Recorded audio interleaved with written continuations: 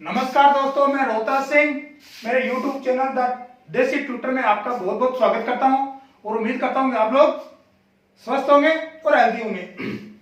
देखिए दोस्तों, हमारा जो लास्ट वीडियो आया था विधायिका पे और संविधान पे, उसके बारे में आपका बहुत ही अच्छा रिस्पॉन्स मिला, बहुत अच्छे व्यूज मिले और बहुत ही अच्छी अप्रिसिएशन मिला। कुछ लोगों ने मेरे को सजेशन किया कि कुछ लोगों ने उसमें बहुत अच्छा मुझे सजेशन किया कि आप इस प्रकार के कुछ सुधार कीजिए, वो मैं उनको अमेंडमेंट करने की कोशिश करता हूं। अब देखिए, आज हमारा जो टॉपिक है वो बहुत ही सुंदर टॉपिक है, क्योंकि हमने जो लास्ट वीडियो बनाया था वो संविधान में बनाया था, संविधान सभा का गठन कैसे हो गया था, उसके बाद विधायिका पे हमने एक वीडियो बनाया था। तो विधायिका और संविधान का जो रिलेशन है वो कुछ अनुच्छेद उसमें फंस जाते हैं, उसके संविधान के भाग फंस जाते हैं। उसका हम आज एकदम पूरी डिटेल से उनकी पूरी पढ़ाई करेंगे और एक डायग्राम बनाएंगे। डायग्राम पहले बोर्ड में बनाएंगे और उसके बाद हमारे दिमाग में डायग्राम बनेंगे। आप चलती रोड पे कहीं भी किसी को बता सकते हैं संविधान के भाग इतने में कौन सा अनुच्छेद है और कौन से अनुच्छेद में कौन सा भाग है। देखिए, अब आप सोच रहे होंगे कि ये भाई साहब को कैसे याद है। ये डायग्राम से अगर आप याद करोगे, मैं ट्रिकी जो मेरी तरकीब है वो आपको मैं बता रहा हूं, ठीक है, उससे आपको संविधान पूरा क्लियर हो जाएगा। ठीक है, मैंने कोई भी देखिए कुछ भी नहीं ले रखा। अब मेरे को एक दिमाग में वो डायग्राम बना हुआ है कि कौन से भाग में कौन सा अनुच्छेद है, कौन से भाग में कौन सा अनुच्छेद है। वो आज मैं आपको बताने के लिए यहाँ प्रस्तुत हुआ हूं।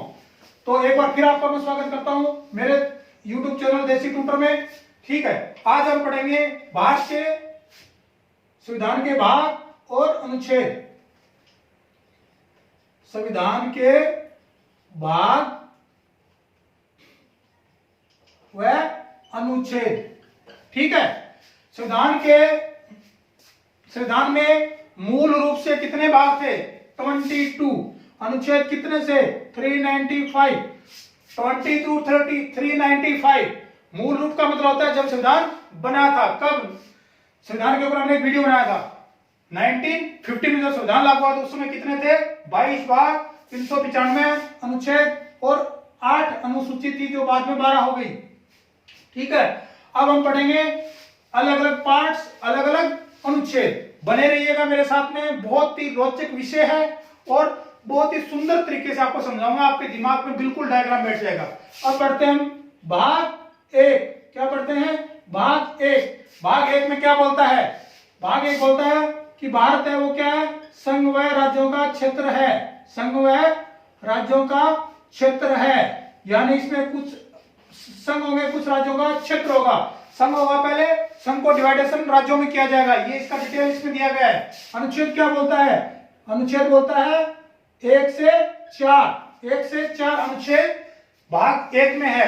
अब देखिए, हमारा से स्टार्टिंग से एक पॉलिसी रही है कि हम किसी भी चीज को समझते हैं तो डायग्राम के माध्यम से समझते हैं। तो क्यों ना हम एक इसको डायग्राम बना लेते हैं। डायग्राम बनाने की जरूरत क्यों पड़ी? क्योंकि संविधान में सुविधाएं वो अलग अलग दी गई हैं। कुछ सुविधाएं पब्लिक को दी गई। पब्लिक यानी बोले तो जनता, कुछ जनता को सुविधा दी गई है, कुछ सरकार के लिए कुछ कानून बनाए गए हैं। तो सारों को हम आर्टिकल, सारे अनुच्छेद, सारे भाग को पढ़ेंगे कि जनता के लिए कौन से पार्ट्स और आर्टिकल हैं और सरकार के लिए कौन से पार्ट्स और आर्टिकल हैं। जब बात जनता की आती है तो जनता में हम चलते हैं तो पहला पॉइंट हमारा आता है भाग 2। क्या आता है? भाग 2। भाग 2 में आता है आपका नागरिकता। क्या आता है? नागरिकता। दोस्तों साथ साथ अपने नोटबुक लेके रखिए, साथ साथ में इस डायग्राम को बनाते चलिए ताकि आपको फ्यूचर में कभी दोबारा संविधान खोलने की जरूरत ना पड़े, क्योंकि वो डायग्राम आपकी नोटबुक में नहीं, आपके दिमाग में बनेगा।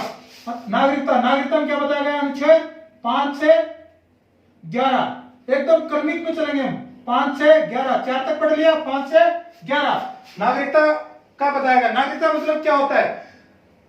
जिस देश के नागरिक है, सिटीजनशिप जिसको बोलते हैं, कौन भारत का नागरिक हो सकता है, कौन नहीं, कितने साल तक यहाँ रहना है, कितने साल तक नहीं, विदेशी यहाँ के बच सकता है कि नहीं, भारत वाला बाहर विदेश में जा सकता है नहीं, इन बातों का जिक्र किया गया नागरिकता के बारे में। भाग 2 में इस सबका जिक्र है, जिसका हम डिटेल से फिर हमारा जो वीडियो आएगा वो एक एक पार्ट वाइज आएगा, उससे हम बहुत बारीकी से पढ़ेंगे। अब आता है हमारा भाग 3। कौन सा आता है? भाग 3। भाग 3 बहुत ही अपने आप में एक रोचक है। क्या है? फंडामेंटल राइट्स, मूल अधिकार। आपको क्या क्या अधिकार है, क्या कर सकते हैं आप, क्या नहीं कर सकते, किसी को पीट सकते हैं नहीं, अपनी बात रख सकते हैं, वो अधिकार आपको संविधान प्रदत्त करता है। कौन से भाग में? भाग 3 में। कोई पूछ लेगा कि उसमें अनुच्छेद कौन से हैं, 12 से 35 तक, 12 से 35 तक मूल अधिकार हमारे पास, हम ये कर सकते हैं वो कर सकते हैं। मुझे अधिकार दिया गया है कि मैं बोल सकता हूं, मैं आपके सामने बोल रहा हूं, तो वो अधिकार मुझे कौन देता है, भारत का संविधान देता है। कौन से भाग में, 3 में, किसके अंतर्गत, अनुच्छेद 12 से 35 के अंतर्गत। आपको बता दो बोलने का अधिकार कौन से में, अनुच्छेद 19 में है। अब पढ़ते हैं भाग 4, क्या पढ़ते हैं, भाग 4। भाग 4 में क्या बोलता है, डीपीएसपी, आपने एक छोटा सा सुना होगा जिसकी फुल फॉर्म होती है the directive principle of state policy, यानी राज्य के नीति निर्देशक तत्व है, राज्य के नीति निर्देशक तत्व है। नीति निर्देशक तत्व मतलब है कुछ राज्य की ड्यूटीज है, राज्य का जिम्मेदारी दी गई है कि आपको ये कार्य करने हैं। जैसे इसमें एक अनुच्छेद आता है 40 में राज्यों को बोला गया आपको पंचायतों का चुनाव करवाना है, ये आपकी ड्यूटीज है। तो ये राज्य की नीति निर्देशक तत्व है, यानी उसको निर्देश दिए गए कुछ किसके, सेंट्रल गवर्नमेंट के द्वारा, वो इसको अनुपालना करनी होगी। वो अनुच्छेद किसमें बताया गया है, अनुच्छेद 36 से 51 तक, किसमें बताया गया, 36 से 51 तक राज्य निर्देशक तत्व है, अनुच्छेद 36 से 51 तक। किसी भाइयों के मन में एक विचार आ रहा होगा कि हमने तो इसके साथ मूल कर्तव्य पढ़े थे, सही पढ़ा था भाई साहब आपने, मूल कर्तव्य इसमें है, लेकिन वो इसके बाद आया था, जब संविधान बना था उसमें मूल कर्तव्य नहीं था। उसके बाद में एक समिति बनी थी, समिति मतलब क्या होगा, एक कमीशन होता है, 5, 7, 8 आदमियों को मिलकर एक मीटिंग सी बनती है, उसको समिति या कमीशन बोलते हैं। वो क्या करता है, अपना डिसीजन लेता है, वो फाइल तैयार करते हैं अलग अलग कि इसमें ये होना चाहिए, इसमें ये होना चाहिए। उसके बाद वो एक रिपोर्ट बनाता है और रिपोर्ट सरकार के सामने प्रस्तुत करता है। तो उस समय जो समिति बनी थी उसका क्या नाम था, सरदार सवर्ण सिंह समिति, सरदार सवर्ण सिंह समिति। उसने क्या किया, एक समिति बनाई थी और उन्होंने जब देश आजाद हुआ था उस समय उनके उसको कुछ कर्तव्य नहीं ऐड किए गए, तो उसमें हो सकता है उनके दिमाग में नहीं रहा होगा या उसमें की जरूरत नहीं होगी। लेकिन जब धीरे धीरे भारत यात्रा करने लगा तब भारत को जरूरत पड़ी कि नहीं, मूल कर्तव्य संविधान में होने चाहिए। उसको सवर्ण सिंह समिति ने उसकी अनुशंसा करी और एक संविधान संशोधन हुआ था। संविधान संशोधन मतलब क्या होता है, संविधान में कुछ छेड़छाड़, आपने पढ़ा होगा ना, भारत का संविधान कठोरता है लेकिन लचीला भी है। लचीला का मतलब उसमें हम छेड़खानी कर सकते हैं, उसमें हटा सकते हैं, कुछ लिख सकते हैं। वही चीज उसमें है कि संविधान के अनुच्छेद 42वें संविधान संशोधन कब, 1976 में, किसके द्वारा, सरदार सवर्ण समिति के द्वारा मूल कर्तव्यों को ऐड किया गया। कितने मूल कर्तव्य ऐड किए गए, 10 मूल कर्तव्य। इसको थोड़ा अच्छे से लिख देता हूं, मैं बताने के लिए उसको नाम दिया गया, जब भाग 4 तो था ही पहले, तो जब हम देखते हैं ना उत्तर पुस्तिका लिखते हैं तो हम क्या करते हैं, कुछ उत्तर लिखते हैं, जैसे उत्तर 4, उसके बाद अगर उसका पॉइंट लिखते हैं क्या लिखते, उत्तर 4 क, उत्तर 4 ब, वही यहाँ है भाग 4 और भाग 4 का क। इसमें जोड़ दिया गया मूल कर्तव्य, फंडामेंटल ड्यूटीज, मूल कर्तव्य, फंडामेंटल ड्यूटीज, अनुच्छेद 51 क, यानी काउंट तो हो गए थे। अब नया तो कुछ हम 31 में क्या किया, 51 क बना दिया और उसमें कितने मूल कर्तव्य जोड़े गए थे, 10 मूल कर्तव्य जोड़े गए थे। 10 मूल कर्तव्य किसकी सिफारिश पे, सरदार सवर्ण सिंह समिति के सिफारिश पे ऐड किए गए थे। कब किए गए थे, 1976 में। कौन सा संविधान संशोधन, 42वां, यानी 42 कॉन्स्टिट्यूशन अमेंडमेंट में एक सरदार सवर्ण सिंह समिति ने सिफारिश की कि भारत में मूल कर्तव्य जोड़ने की जरूरत है, जोड़ दिया गया।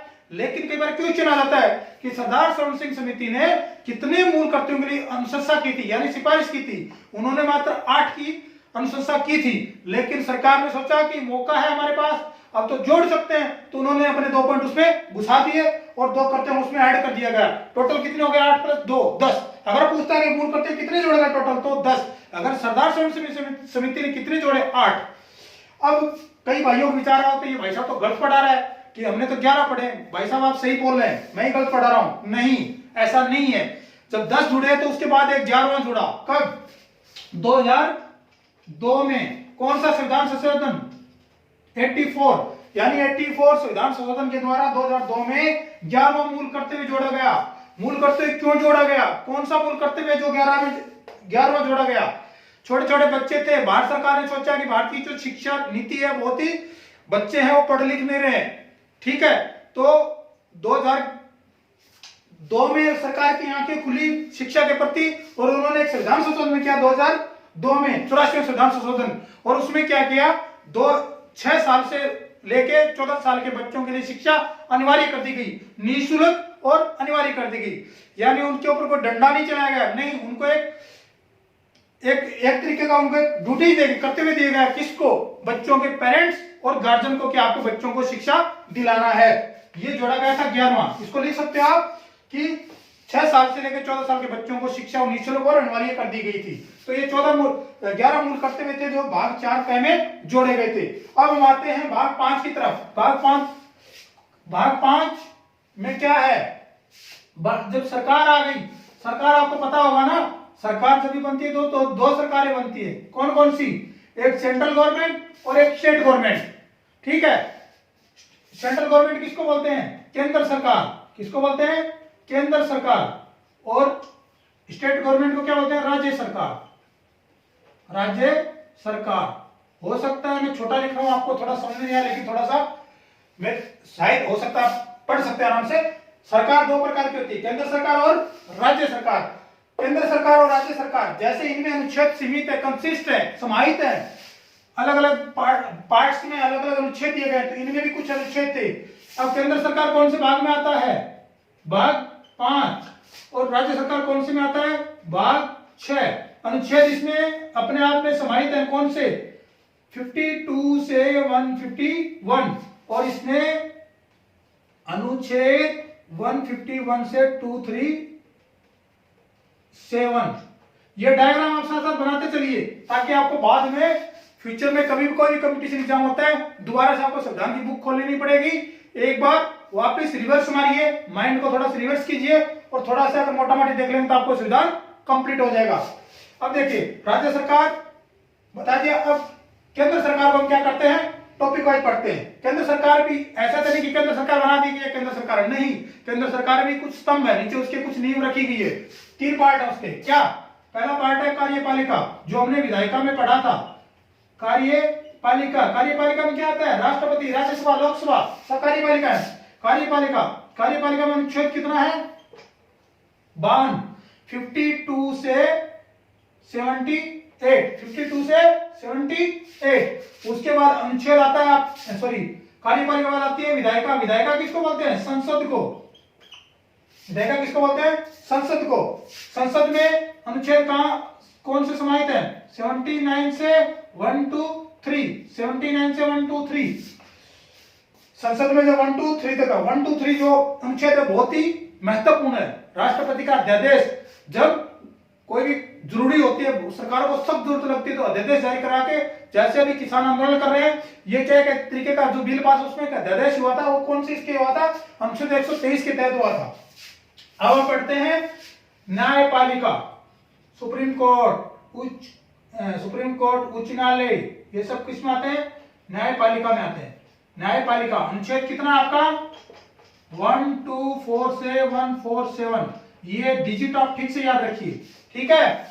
भाग 5 में 3 है, अनुच्छेद 124 से 147 किसमें, न्यायपालिका में। अब कोई भाई सोच रहा होगा कि इन्होंने ऊपर तो हमको लिखाया था 52 से 151, लेकिन ये 4 कहां खा गए, बिल्कुल मैं खा गया, 4 अनुच्छेद को मैं खा गया। कहां के लिए, मैंने नहीं खाया, उसमें खा गया कौन, एक होता है आपका CAG, क्या होता है, CAG, controller and auditor of general of India. अंग्रेजी मेरी थोड़ी कमजोर है, तो आप लोग उसको कर लीजिए, जो भी है। इसको मैं हिंदी में बता देता हूं, क्या बोलते हैं इसको, नियंत्रण एवं महालेखा परीक्षक। इसमें आपका अनुच्छेद है 148 से 151 तक। इसमें इसका गठन है, नियुक्ति है, शक्तियां हैं, सब कुछ इसमें निहित है। CAG का जितना है 148 से 151। नियंत्रण एवं महालेखा परीक्षक, क्वेश्चन पेपर आता है 148 सेक्शन में क्या है, 148 अनुच्छेद में क्या है, CAG का नियुक्ति है, ठीक है। तो ये हमारा हो गया केंद्र। अब हम राज्य सरकार को पढ़ेंगे। तो मैं मिटा सकता हूं इसको, चलो मिटा दिया, हो सकता क्योंकि आपने तो नोटबुक निकाले रखी थी, नोट कर लिया होगा। अब हम पढ़ते हैं राज्य सरकार। जैसे हमने केंद्र सरकार का वो बंटवारा किया था वैसे इसका करते हैं। पहला आता है आपका कार्यपालिका। क्या आता है? कार्यपालिका। कार्यपालिका में अनुच्छेद कितना आता है आपका? कहां तक पढ़ लिए अनुच्छेद? बड़ा जल्दी भूल जाते हैं। अनुच्छेद हमने न्यायपालिका में कहां पढ़ तक है? 147 तक। उसके बाद हमने 6G पढ़ा था ना, जिसको नीचे लिखा था, उसमें कहां तक था? 151 तक। यानी 152 से 167, 152 से क्या है? 167, 152 से 167 क्या आपका? राज्य सरकार की क्या है? कार्यपालिका। उसके बाद आ जाती है विधायिका। क्या आती है? विधायिका। विधायिका में क्या दिया गया है? विधायिका में विधानमंडल, राष्ट्रपति, राज्यपाल, विधान परिषद 168 से लेके 213 तक। जब न्यायपालिका सेंट्रल में हो सकती है तो केंद्र में क्यों नहीं? सॉरी, सेंट्रल में हो सकती है, स्टेट में क्यों नहीं? इसमें भी न्यायपालिका बना लेते हैं। न्यायपालिका, न्यायपालिका, न्यायपालिका अनुच्छेद, अनुच्छेद यानी आर्टिकल 213 से कितना तक हो गया? न्यायपालिका 213 से लेके कहां तक चले? भूल गया मतलब यारो? नहीं। कितना तक लिखा था कोई बता सकता है? शायद 237 तक था। कितना था? 237 तक। तो न्यायपालिका में अनुच्छेद कितना है? 213 से 237 तक न्यायपालिका। तो ये हमारा राज्य सरकार यहाँ पर फिनिश होता है। अब हम चलते हैं इतने, इसमें कितने भाग हो गए हमारे? 6 भाग समाप्त हो गए। अब हम चलते हैं भाग 7 की तरफ। ठीक है, भाग 7, भाग 7, भाग 7। इसका भाग 7 है ना, इसके भाग्य ने साथ नहीं दिया। भाग 7 का क्या किया? भाग्य ने साथ नहीं दिया और इसको क्या किया? भारत सरकार ने इसको कुचल दिया, यानी निश्चित कर दिया गया, मिटा दिया इसको यहां से। क्यों? इसने क्या गुनाह किया था ऐसा? इसको मिटा दिया गया। थोड़ा गुनाह किया था इसने। क्या गुनाह किया था इसने? कि इसमें एक बात का जिक्र था कि राज्य के क्षेत्र और उनके नाम, उनको राज्य बनाना, तोड़ना, इसके बारे में थोड़ी गबलचोद करता था, यानी उसके थोड़ी सी चुगली मारता था राज्यों के बारे में। तो इन्होंने क्या किया? भारत की सरकार ने सोचा कि ऑलरेडी अनुसूची 1 और भाग 1 में बताया गया कि राज्यों का कैसे नाम चेंज करना है, राज्यों का कैसे जोड़ना है, नया राज्य बनाना ही है। तो इस भाग को क्यों? आपको पता होगा राज्यों का पुनर्गठन हुआ कब? 1956 में। 1956 में 2-3 आयोग बने थे।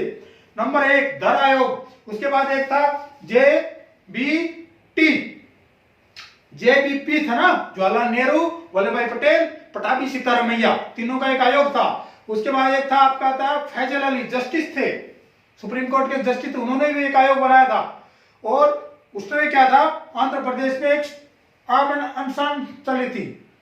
श्री रामालू पोटी श्री रामालू करके कोई व्यक्ति था जिसने 56 दिन तक अनशन किया था, वो मर गया था। उन्होंने फिर क्या किया? उसकी डिमांड क्या थी कि हमको भाषा के आधार पर एक राज्य बनाना है, क्योंकि हम तेलुगु बोलते थे, हमको तेलुगु का एक राज्य चाहिए। और इसको बाद जब उसकी डेथ हो गई तो भारत सरकार थोड़ी सक्रिय हो गई और उन्होंने एक आयोग लेके आए, 2-3 उन्होंने अपनी सिफारिशें दी और देने के बाद में राज्यों का पुनर्गठन हुआ 1956 में। और भाषाओं के आधार पर आंध्र प्रदेश बनने वाला पहला राज्य था। इसके बाद कई राज्य बनाए गए। ठीक है, उसमें हमारा राजस्थान और आसाम वगैरह जो भी कई राज्य थे, वो हम जब पुनर्गठन पढ़ेंगे उसके बाद डिटेल से इसकी व्याख्या पढ़ेंगे।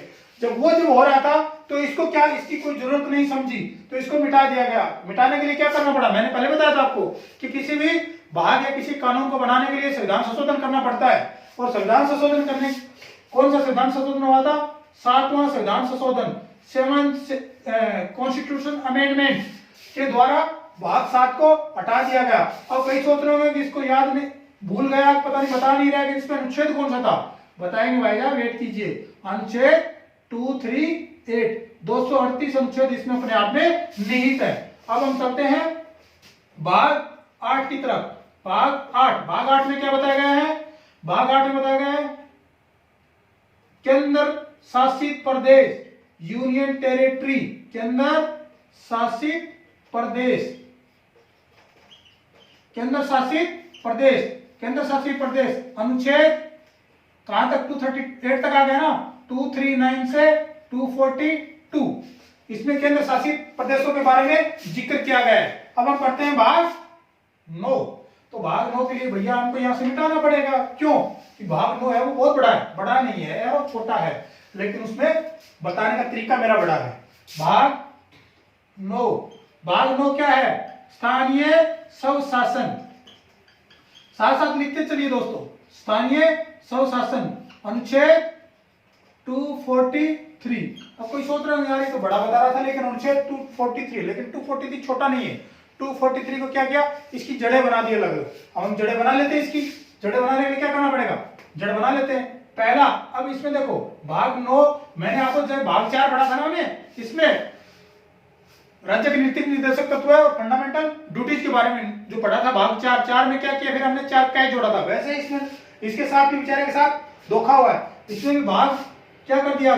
भाग 9 हुआ एक, तो भाग 9, उसके बाद आ गया भाग 9 कै, उसके बाद आ गया भाग 9 खै। इसमें बताया गया पंचायती राज। पंचायती राज, पंचायती राज व्यवस्था कैसी होगी वो बताया गया। सरपंच, उप सरपंच, वार्ड पंच कैसे बनेंगे वो किसमें जिक्र किया गया? भाग 9 में। अब भाग 9 कै में क्या किया गया है? नगर पालिका। नगर पालिका, इसके बारे में कभी हम एक वीडियो बनाएंगे अलग अलग। नगर पालिका क्या होती है, चेयरमैन कैसे बनता है, नगर परिषद क्या होती है, सब इसके बारे में जिक्र करेंगे। नगर पालिका, इसके बाद आपका आ गया सहकारी संस्थाएं। कुछ संस्थाएं होती है ना, सहकारी संस्थाएं, कोऑपरेटिव जिसको बोलते हैं, सहकारी संस्थाएं। इसके लिए अनुच्छेद अलग अलग मैं आपको बताता हूं। इसमें 243A से 243O तक इसमें है पंचायती राज में, और इसमें 243P से लेके 243ZG तक है, और इसमें 243ZH से, और 2 जगह छोटी हो सकती है, थोड़ा ध्यान से लिखिए, 243ZT तक इसका अनुच्छेद दिए गए हैं। तो ये हमारा भाग 9 यहां कंप्लीट होता है। अब हम चलते हैं भाग 10 की तरफ। ठीक है, भाग 10। भाग 10 में क्या बताया गया है? भाग 10 बहुत छोटा सा है। अनुसूचित जनजाति क्षेत्र। इसमें अनुच्छेद है आपके एक ही है, 244, लेकिन इसमें भी थोड़े से व्याख्या दी गई है। इसमें क्या है कि अनुसूचित जनजाति क्षेत्र, क्योंकि भारत में क्या था उस टाइम, गरीबी थी, कुछ जनजातियां थी, उसके लिए कुछ प्रावधान किए गए थे, और उस जनजातीय क्षेत्र के आधार पर कुछ राज्यों का निर्माण भी हुआ था, जैसे आसाम का हुआ था। तो आसाम से रिलेटेड एक अनुच्छेद है 244 कै। 244 कै में क्या है? आसाम की जनजाति के बारे में इसमें विवरण दिया गया है। तो भाग 10 हमारा कंप्लीट होता है। अब हम भाग 11, 12, 13 तीनों का एक साथ जिक्र करते हैं। क्यों? तीनों भाई हैं। भाग 11, भाग 12 और भाग 13, ये तीनों भाई हैं आपस में। इन तीनों का एक जैसा व्यवहार है, एक जैसा चाल चलन है, एक जैसा काम करते हैं, लेकिन इनका थोड़ा सा माइंड अलग अलग है। कैसे? देखिए, इनका जो तीनों है वो क्या, इनका संबंध क्या है? राज्य व केंद्र, राज्य व केंद्र का संबंध, यानी आपस में एक दूसरों का इनका रिलेशन, रिश्तेदारी है, ऐसे पढ़ सकते हैं। ठीक है, राज्य व केंद्र का संबंध, तीनों का इसमें बताया गया क्या क्या संबंध आपस में। 11 बोलता है प्रशासनिक व विधायी संबंध, यानी सरकार का कोई विधायी संबंध, यानी सरकार से रिलेटेड या कानून से संबंध कोई आएगा वो भाग 11 में आएगा, और अनुच्छेद उसके लिए बना दिया इन्होंने। कहां तक पढ़ लिया? याद करो, रिवाइज। भाग 10 244, यानी 245 से लेके 263 तक, 245 से 263 तक। भाग 12 में क्या है? भाग 12 से रिलेटेड है वो है वित्त संबंधी। वित्त मतलब फाइनेंस, फाइनेंस मतलब मनी, मनी मतलब धन, धन मतलब पैसा, पैसा से रिलेटेड कोई भी संबंध होगा वो भाग 12 में है। और भाग 12 में वित्त संबंधी, उसमें अनुच्छेद कितना दिया गया है? 264 से 300 कै तक। ठीक है, इसमें भी 300 कै, इसका भी एकदम जिक्र करेंगे 300 कै क्यों दिए गए। जब हम एक एक आर्टिकल को पढ़ेंगे तब इसके बारे में डिटेल से बताएंगे। भाग 13 में दिया गया है व्यापार व वाणिज्य। व्यापार व वाणिज्य मतलब होता है केंद्र और राज्य सरकार एक दूसरे का लेन देन करेंगे, व्यापार वाणिज्य का करेंगे, उसके जिक्र किया गया भाग 13 में। और अनुच्छेद अपने आप में लेके बैठा है ये 301 से, छोटा लिख देता हूं आपको याद नहीं रहेगा, 301 से 307 तक ये अनुच्छेद इसमें समाहित है। तो 11 12 13, ये 13 भाग हमारे कंप्लीट हो गए। जल्दी जल्दी बिल्कुल एकदम सुपर फास्ट कर लें, ठीक है। लेकिन कोई स्टेशन बीच में नहीं छोड़ना है, स्टेशन सब सवारी को लेके हमारे को साथ में चलना है, ठीक है। अब हम पढ़ते हैं भाग 14, भाग 15, ठीक है। भाग 14 में बताया गया है, भाग 14 बहुत ही महत्वपूर्ण है। क्यों भाग 14 महत्वपूर्ण है? हम किस लिए पढ़ रहे हैं? नौकरी पाने के लिए। और नौकरी किस में दी गई है? भाग 14 में दी गई। कैसे?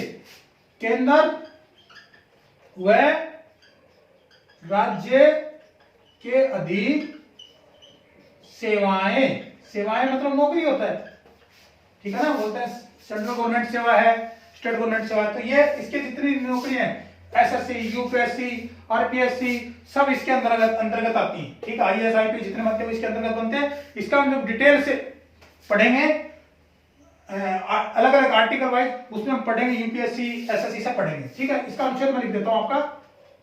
इसमें अनुच्छेद कहां तक पढ़ लिए? भाग 13 में 308 तक, याद रखना है, भूलना नहीं है। 307 तक पढ़ लिया, 308 से 323 तक इसका अनुच्छेद इसमें दिया गया है। अब पढ़ते हैं भाग 15। भाग 15 में क्या है भाई? जब कोई भी देश चलता है उसमें सरकारें बनती है, सरकारें बनती है, उसके लिए क्या चाहिए? चुनाव। चुनाव कहा जाता है? निर्वाचन। निर्वाचन आयोग होगा, एक निर्वाचन होगा, चुनाव कराएगा, कौन बनेगा, कब बनेगा, सब बनाएगा, यही। इसमें अनुच्छेद आपका कहां तक पढ़ लिए? 323, तो 324 स्टेशन छोड़ना नहीं भाई साहब, और 329 ये अनुच्छेद निर्वाचन संबंधी है। भाग किसमें है? 15 में। अब हम पढ़ते हैं भाग 16। कई सोच रहे हैं भाई साहब जल्दी जल्दी मिटा देते हैं, बोर्ड थोड़ा छोटा है, बड़ा लेके आएंगे फिर हम इसको नहीं मिटाएंगे, ठीक है। अब हम बढ़ते हैं भाग 16। भाग 16, भाग 16 बहुत ही महत्वपूर्ण है। भाग 16 में क्या बताया गया है? कुछ हमारे भारत में क्या बोलते हैं ना, विविधता में एकता। कुछ भांति भांति के लोग हैं, भांति भांति के कास्ट हैं, भांति भांति के लोग हैं, इस प्रकार के। तो जो कुछ जातियां थी, अनुसूचित जनजाति, अनुसूचित जाति, एससी, एसटी, ओबीसी, तो इनके लिए विशेष प्रावधान किया गया था, यानी जाति विशेष के लिए विशेष उपबंध की व्यवस्था की गई थी, जिसको आरक्षण बोलते हैं। इसके लिए बोलते हैं कि विशेष जाति वर्ग के लिए उपबंध, ठीक है। अगर इसको ऐसे पढ़ लें तो ले पढ़ लीजिए, आरक्षण पढ़ लीजिए, इसको आरक्षण से रिलेटेड है, ठीक है। अब भाग 16 में क्या है, इसको थोड़ा सा अनुच्छेद है वो मैं आगे नहीं लिख करके इसको डिटेल से लिखूंगा, ठीक है। बहुत ही महत्वपूर्ण टॉपिक है और इसमें क्वेश्चन बहुत सारे आते हैं, कई बार आते हैं, ठीक है। तो हम पढ़ते हैं, इसमें अनुच्छेद कहां तक पढ़ लिए थे? निर्वाचन में 329, याद रखना बिल्कुल। अनुच्छेद पढ़ते हैं हम, आर्टिकल, थोड़े इंग्लिश भी लिख देते हैं कभी कभी, आर्टिकल 330, आर्टिकल 332 तक। सोच रहे हैं 331 भूल गए, नहीं लिख लेता हूं, आगे लिख लेता हूं। आर्टिकल 331 और आर्टिकल 333, ठीक है। कोई सोच रहे हैं पागल हो गया लग रहा है, उल्टा सीधा लिख रहा है। नहीं यार ऐसा नहीं है, हम कुछ बनाएंगे इसका, ठीक है। 331, 332 दोनों आर्टिकल एक ही बात बोलते हैं। क्या? दोनों आर्टिकल कहते हैं कि 330 बोलता है कि लोकसभा में क्या होगा? एससी, एसटी व महिलाओं के लिए जितने सीटों का आवंटन किया जाएगा, किसके आधार पे? आरक्षण के आधार पे, रिजर्वेशन के आधार पे, वो 330 के तहत किया जाएगा। 330 में इसकी व्यवस्था की गई, किसके लिए? लोकसभा के लिए। एलएस यानी लोकसभा में एससी, एसटी व महिलाओं के लिए कितना आरक्षण, कितनी सीटें उसमें होंगी, वो 330 में बताया गया। सेम बात बताई गई है 332 में, लेकिन यहां पर स्थान चेंज हो जाएगा। जहां यहां लोकसभा था, वहां यहां क्या हो जाएगा? विधानसभा। क्या हो जाएगा? विधानसभा। विधानसभा में भी सेम प्रावधान है कि एससी, एसटी व महिलाओं के लिए कुछ अलग सीटों का आवंटन किया गया है, वो 332 में बताया गया।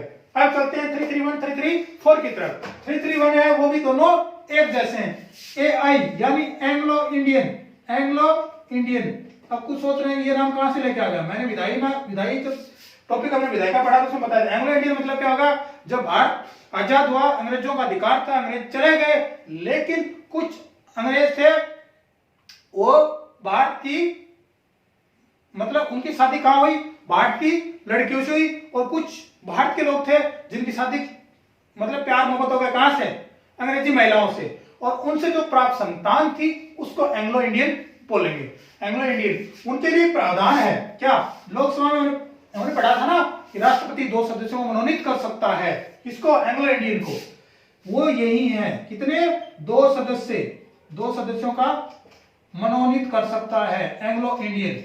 ठीक है, कहां, लोकसभा में, कहां कर सकता है, लोकसभा, कौन, राष्ट्रपति।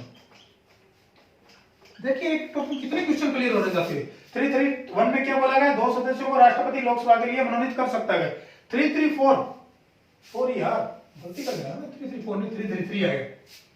333 में बोला गया है कि एंग्लो इंडियन का है वो सेम विधानसभा में भी रहेगा। विधानसभा में जरूरी नहीं है, राज्यपाल क्या करता है, अपने माइंड पे प्रेशर डालता है कि जो MP MLA चुन के आए हैं उनमें किसी एंग्लो इंडियन आया है कि नहीं। अगर एंग्लो इंडियन वहां पर नहीं है तो किसी जाति विशेष को यह डिपेंड करता है राज्यपाल पर कि वो चुनाव उसका मनोनीत करेगा या नहीं। तो उसके लिए प्रावधान है कि एक सदस्य को मनोनीत कर सकता है कौन, राज्यपाल, किसके लिए, विधानसभा के लिए, विधानसभा के लिए। ठीक है, तो इसको भी नोट करते चलिए कि एक सदस्य को मनोनयन का हो सकता है एंग्लो इंडियन का कहां, विधानसभा में। तो ये हमारे 4 अनुच्छेद इसमें क्लियर हो गए। तो ऐसे लिख देता हूं, फिर आपका टॉपिक याद नहीं रहा। 330 से 342 तक है इसमें। ठीक है, अब हमने 34 तक पढ़ लिया, अब 33 तक अब पढ़ेंगे। बोला जब मार रहा नहीं, जब मार के जाएगा कहां भाई। 334 आर्टिकल, 335 और 336 और 33 बहुत है, आगे पढ़ेंगे बाद में। 334 बोलता है जो ये रिजर्वेशन दिया गया, आरक्षण जो दिया गया SC ST और को इनको, ये कहां से आया, संविधान में कहीं लिखा है, आपने दे दिया इसको 10 साल के लिए। कोई भाई भिड़ जाएगा, बोलेगा आपने कैसे दे दिया, नहीं, संविधान में इसकी व्यवस्था की गई। भाई साहब ज्यादा लड़ने की जरूरत नहीं है। संविधान जो लिखा गया उसमें 60 सालों का आरक्षण इनको दिया गया था। कब तक, 2010 तक वो 60 साल खत्म हो गए थे। लेकिन मनमोहन गवर्नमेंट ने क्या समझा कि नहीं, इनको 10 साल और देना है। तो उनके लिए जब और देना है तो ये तो है नहीं कि प्रसाद है दे दिया कि भाई ले जाओ, नहीं, उसके लिए एक संविधान संशोधन हुआ। कौन सा, 95 CA, कॉन्स्टिट्यूशन CA मतलब मैं कोई CA वो अकाउंटेंट वाला नहीं लिख रहा हूं, कॉन्स्टिट्यूशन अमेंडमेंट लिख रहा हूं। संविधान संशोधन 95 कब हुआ, 2010 में हुआ। मनमोहन सिंह गवर्नमेंट में ये संविधान संशोधन हुआ और उसमें सब बात का जिक्र मतलब व्यवस्था की गई कि संविधान आरक्षण है वो 60 सालों के बजाय कितना हो गया, 70 साल का हो गया। 2010 की बजाय कितना हो गया, 2020 तक हो गया। ठीक है, 2020 की तो खत्म ही हो गई, 2020 तक व्यवस्था की गई। लेकिन 2021 में क्या होगा वो होगा, वो अभी मोदी गवर्नमेंट समझे। ठीक है, तो ये 334 आपका क्लियर हो गया। अब 335, अब केंद्र सरकार ने बोला, केंद्र सरकार ने क्या बोला, केंद्र सरकार बोलती है कि आप जो ये आरक्षण दे रहे हो किसी भी जाति को, जिसकी सरकार है उस जाति को दे दिया आरक्षण, नहीं, ऐसा नहीं है। उसके लिए ने बोला कि प्रशासनिक कार्य कुशलता का आपको ध्यान में रखना होगा। क्या बोली, प्रशासनिक कार्य कुशलता, यानी सरकार से विचार विमर्श जरूरी है। प्रशासनिक कार्य कुशलता का ध्यान रखना होगा, किसके लिए, आरक्षण के लिए। प्रशासनिक कार्य कुशलता का जिक्र है वो 335 में दिया गया है। अब आती है आपकी 336, क्या आती है, 336। अब 336 में क्या गया, 336 में बोला गया, 336 आपका है वो, आगे लिख देता हूं ना, चलो मैं आगे लिख देता हूं। अब पढ़ते हैं 336 और 337। 336 और 337 दोनों है वो एंग्लो इंडियन से रिलेटेड है। जैसे वो SC आपका 330 SC ST से महिला से, तो वैसे 336 और 337 क्या है, एंग्लो इंडियन से रिलेटेड है। और एंग्लो इंडियन से रिलेटेड क्या है, 336 बोलता है कि एंग्लो इंडियन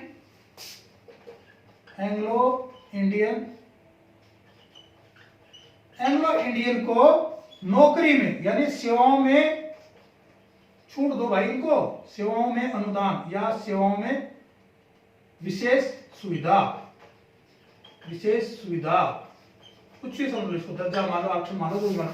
मतलब इनको ये बोला कि इनको भी कुछ इनके लिए सीट कुछ अलग से रख दो। वो कहां गया है 336 में बोला, 337 बोलता है कि भाई नौकरी कब पाएंगे, भाई नौकरी इनको लेने क्या करेंगे, इनके लिए आपको पढ़ना पड़ेगा, तो पढ़ने के लिए इनको थोड़ी छूट दे देनी चाहिए।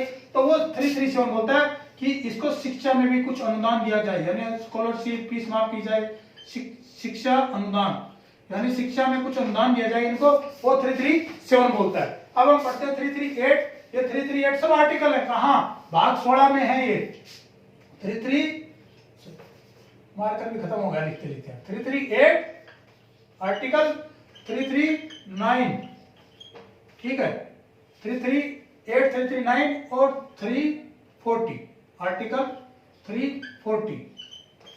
अब देखिए 338 आपने पढ़ा हो, कई बार देखा हो ना SC ST इनका क्या है, कई बार ये लोग जो स्ट्राइक करते हैं कुछ लगता है हमारा आयोग है इस टाइप का, जरूर वो सही बोल रहे हैं, ऐसे नहीं बोल रहे, उनका भी एक आयोग है, SC और ST आयोग है, उनकी कमेटी है, मतलब एक आयोग बनाया गया है, वो उनके बारे में डिटेल लगता है, उनके कुछ फायदे नुकसान सब उनके बारे में एक विवरण लगता है। तो SC ST आयोग, अब झगड़ा हो जाएगा दोनों कास्ट में कि नहीं, वो बोलेगा मेरा है, वो बोलेगा मेरा, ये आर्टिकल नहीं, इनको डिवाइडेशन कर देते हैं, बांट देते हैं, लड़ने किस लिए देंगे।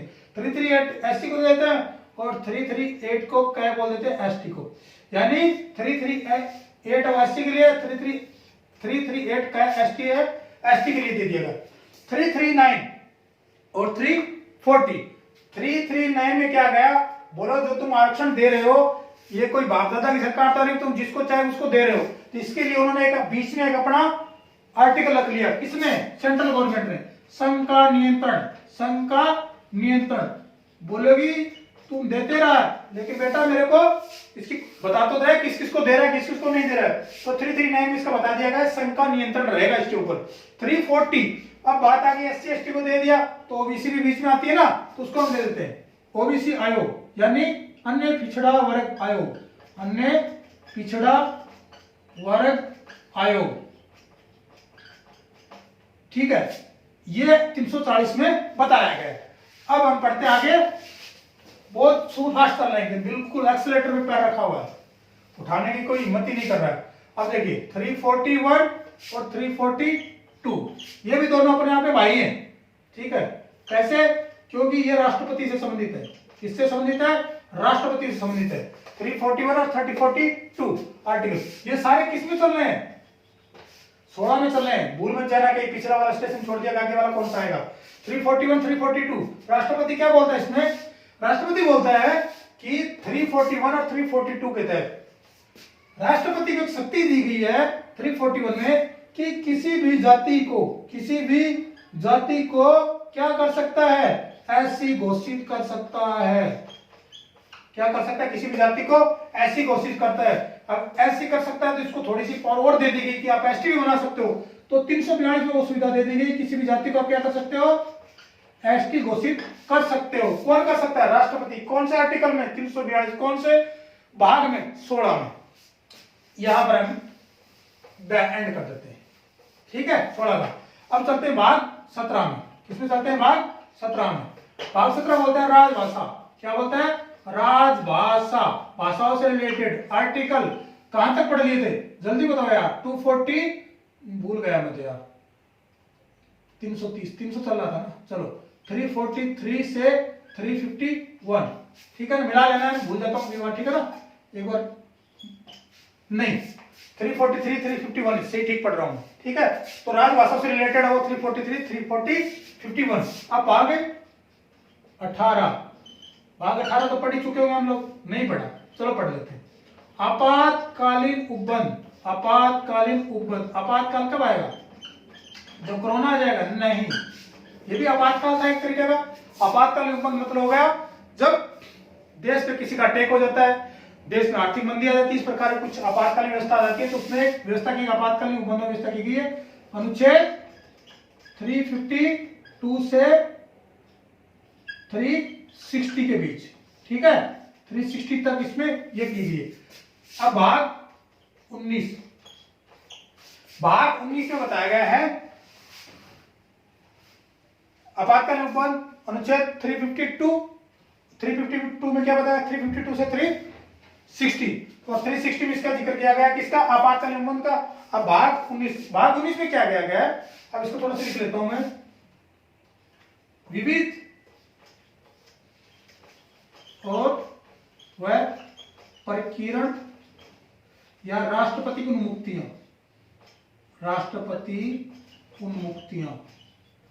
उन्मुक्तियां मतलब होता है सुविधाएं। राष्ट्रपति को सुविधाएं दी गई हैं, वो किसमें दी गई है, अनुच्छेद 361 से 367 के बीच।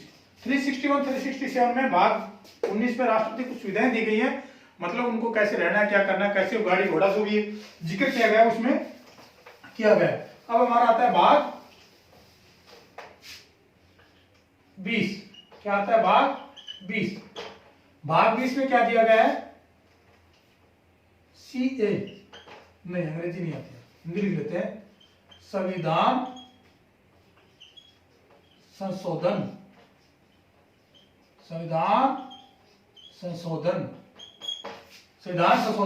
ये होता है, ये कौन से आर्टिकल में होता है, आर्टिकल 368 में इसके बाद व्यवस्था की गई है कि भारतीय संविधान को तोड़ा जा सकता है, जोड़ा जा सकता है, उसको छोटा कर सकते हैं, बड़ा कर सकते हैं। ये इसमें भाग 20 में भी। अब एक दो और रहे, बिल्कुल फास्ट कर लें, भाग 21 और भाग 22। बड़ी खुशी हो रही है, बिल्कुल सेंचुरी करीब है। भाग 21 में क्या है, राज्य विशेष उपबंध, यानी राज्य के बारे में विशेष उपबंध किए गए। आपने पढ़ा होगा ना कि फलाने राज्य को विशेष राज्य का दर्जा दिया गया, फलाने राज्य को विशेष राज्य का दर्जा दिया गया।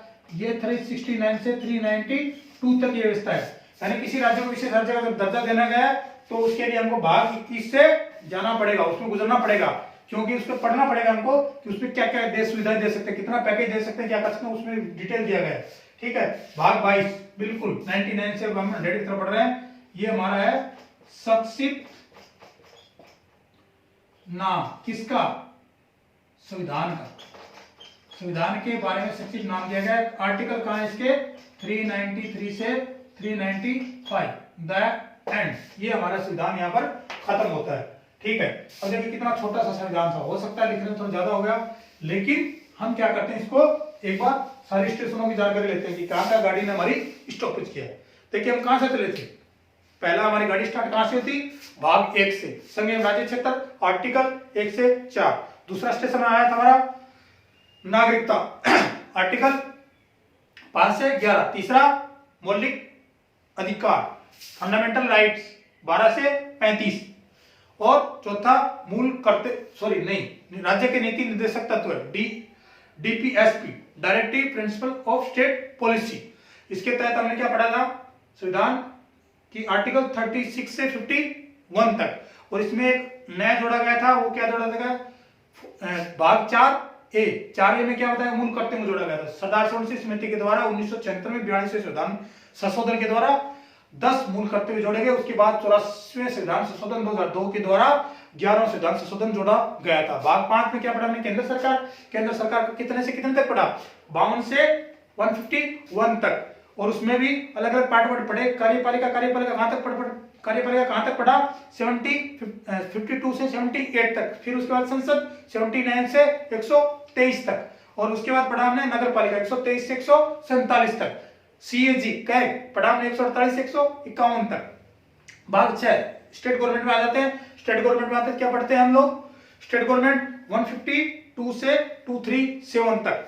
इसमें पढ़े हम कार्यपालिका 152 से 167 तक, विधायिका 168 से